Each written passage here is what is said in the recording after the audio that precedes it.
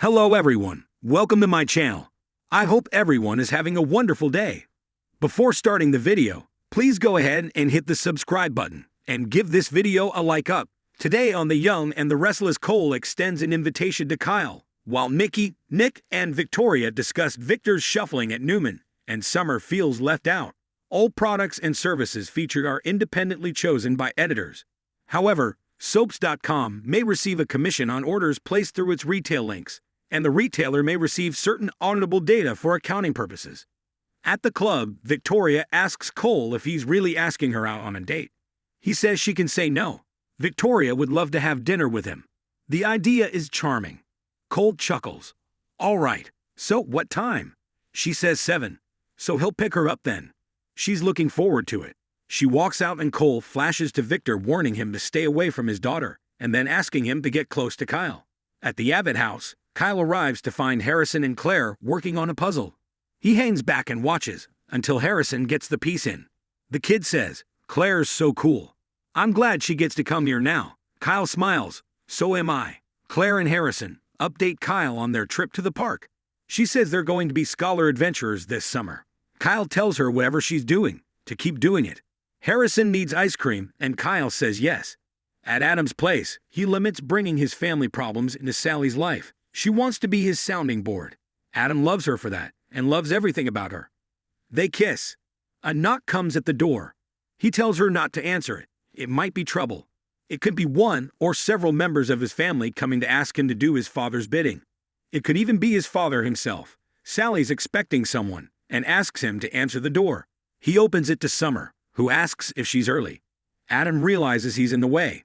He's supposed to meet Chelsea, and steps out the door. Summer asks how Connor's doing. Adam says he doesn't know. He makes progress one day, and then has a setback. Summer says he's a sweet kid, and she can't imagine how he's feeling.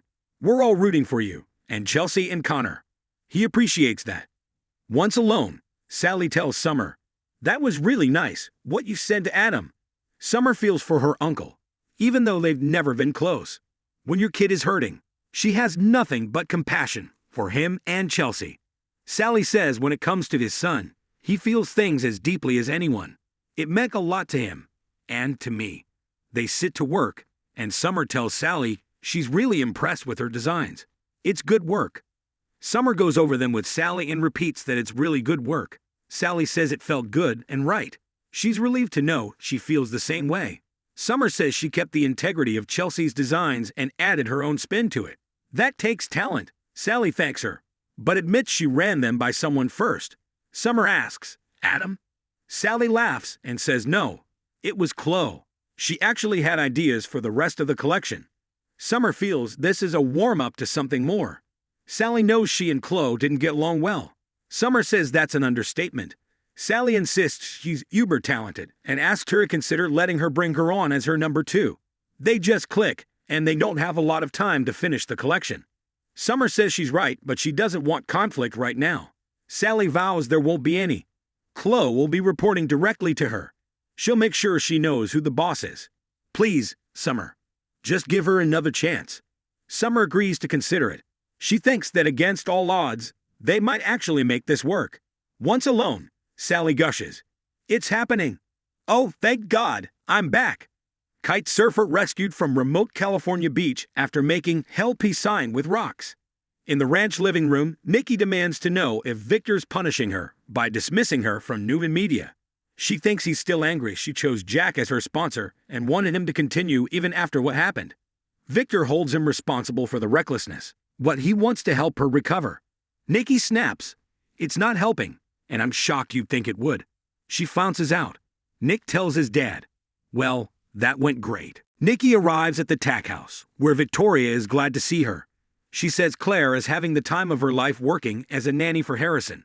Even though Summer still has her under the microscope, she's as stubborn as her father. Nikki asks how she's doing. She says things are happy and smooth, except for certain moments.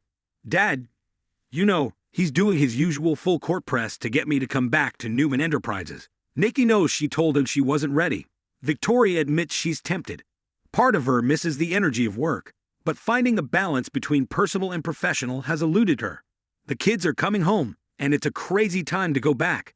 Nikki knows Claire has been pushing her to go back. Victoria guesses she thinks she needs to let go. Nikki smiles. Maybe a little bit.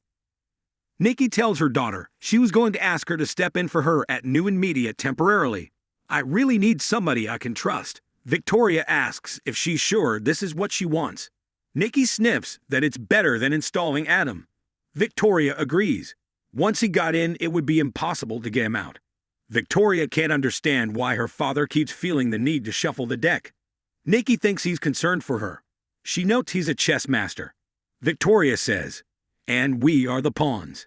She doesn't understand why he's doing this when everything is going so well. She hesitates to go back because it's Victor Newman's world, and he can change things whenever he wants. In the park, Claire, Kyle, and Harrison talk about ice cream flavors. Suddenly, Cole appears. Claire asks if everything is okay. Cole joins them and makes small talk with Harrison before asking Kyle how he's doing. Kyle shrugs that J-Bot takes up most of his attention, but he's finding more ways to spend time with his son, and Claire's been a godsend. Cole suggests they go out for a beer. Kyle says that would be great. Cole chortles that he could use some tips on work/life balance. Claire notes both he and her mother have been avoiding work and should go back. Cole turns down their invitation to join them for ice cream and admits he has to get ready. Your mother and I are having dinner this evening. Claire teases that it's a date. Cole takes off. Claire tells Kyle, wow, this is actually happening. He can see she's excited. Claire admits it. She hoped her folks get back together. Kyle says it took his years and years to find each other. It was extremely messy, but it happened. Claire recalls that this all started when she tried to lure them to their doom.